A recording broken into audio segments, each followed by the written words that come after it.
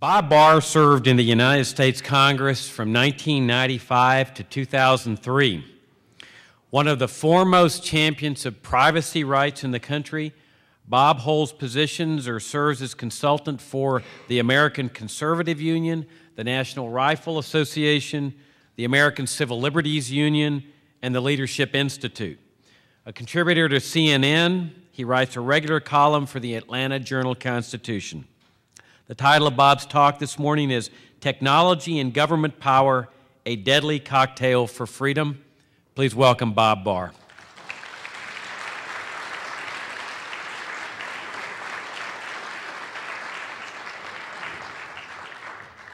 Thank you very much. It is a tremendous honor to be here today to follow in the footsteps of the tremendous array of conservative thinkers and speakers and libertarian activists and libertarian candidates that you've had at this conference. It is a tremendous honor for me to be just sort of a very small part of that, a little bit of asterisk here as we sort of wind up the program. But certainly when the foundation asked me if I would like to be here, I didn't hesitate for a moment in accepting their very, very kind invitation because of the tremendous importance in this day, in this time, in this place to reassess and reinvigorate those things that brought our founding fathers together and which bring us together here. For several years after leaving the Congress, I had a radio show modestly called Bob Barr's Laws of the Universe. And as with a number of radio shows, of course, people would call in and many of them would say, I'm a long-time listener, first-time caller. Well, there's a little derivation on that. When it comes to the Constitution and freedom and our Bill of Rights, I'm a long-term optimist, but a short-term pessimist, but always a realist. I truly believe that there is a deep and abiding danger in our government and at loose in our land that deeply and seriously threatens the very future of freedom in this country. Now, I know some folks say, well, you know, it's not the people involved. The fact of the matter is, it is the people involved, the people that we have in government, by and large, with some notable exceptions, one of whom you heard from, Ron Paul. But with very, very few exceptions, the people that we have running our government are not good people from the standpoint. Now, I don't mean that, that they're not fine folks to go out and have a cigar with or a brewski. You know, I'm sure George Bush is a very, very, very nice guy to sit down and have a beer with and maybe a cigar. I don't know whether he smokes cigars, but I do. And I'm sure that it would be a very nice experience some evening to sit out on his deck or my much smaller deck and enjoy the evening air.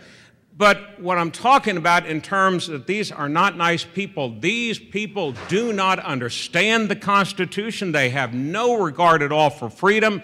And the disdain, the utter disdain with which they hold this document in particular, the Bill of Rights, is absolutely astounding. I mean, it is amazing that we have people in government like the Attorney General of the United States of America, the Attorney General, not some other cabinet secretary. Maybe we could forgive it if it were a cabinet secretary that doesn't really have a job every day of enforcing the Bill of Rights and the rights guaranteed through it and in it.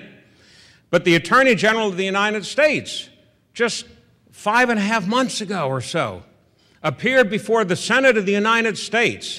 He wasn't just sitting around, with a group of his aides musing about things, sort of hypothecating about things or bloviating. He was appearing before the Senate of the United States and took and articulated publicly, without any sort of shame, the proposition that the great writ, the writ of habeas corpus, is not something that is a foundation of our government and our Bill of Rights and in our Constitution.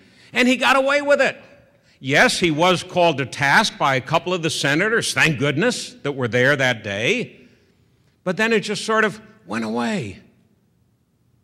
people in government are not being held accountable for the outrageous anti-freedom positions that they are taking. And what we have now, and I have not counted up the number of words in the Bill of Rights, but I think it's around 500. Maybe somebody has counted them up recently. But I was thinking about this just recently, not just in light of what the Attorney General had said about the writ of habeas corpus, but what I see as a whole litany of freedoms that are held in disdain, not just by this administration, by prior administrations, by members of Congress, by senators, by state governors, and so forth. And I think that what it comes down to, the Bill of Rights in the eyes of these folks, and they are not good people from freedom's perspective. The Bill of Rights could be amended fairly substantially, synthesized, cut back, made so much more simple. As a matter of fact, I took a pen here, one of those that they use like in the Freedom of Information Act to block out things that they don't want we, the taxpayers, to see that they're doing with our money, to less than 24 words. It will be so simple. The Bill of Rights, the 2007 edition. The right of the people to be secure in their persons, houses, papers, and effects shall be delegated to the United States. All you need to do is chop out a few words, and it would be so much easier, so much simpler. And so many of our fellow citizens would be willing to go along with that. I mean, you've heard the refrains over and over again. I'm not doing anything wrong, so why should I mind if the government listens in or runs me through security check after security check after security check simply when I want to exercise my right to travel? Well, the government is protecting us anyway. They're making us safer, so it's okay. I'll give up a little freedom. I mean, we've heard all those arguments. Prior speaker indicated one that we've heard by implication. Well, we're okay with this administration limiting our liberties because, after all, this administration is only in there for a few more years, without thinking, well, there's going to be another administration. And one of the fundamental maxims of government, in addition to the most important one, and that is that government exists to gain, to manipulate, to wield, and retain power. That is the fundamental job of government, whether it's Republican or Democrat or some other party that we've witnessed over the course of our history. We also know that every administration in modern times has not only sought to expand and maximize its power, its exercise of power, but to lay the groundwork for that being the floor, not the ceiling, for the next administration. It doesn't matter in this fraternity of presidents and ex-presidents. It doesn't matter whether they have an R or a D after their name. They're basically just two segments of the same single party that has governed our country for decades. And it's called the status quo. The status quo. Well, let's go back to the Bill of Rights. As we know it, as we learned it, as we support it, as we defend it, not as the administration would like to believe that it exists and as they believe it exists in their mind, and look at it in the context of where we are in terms of technology.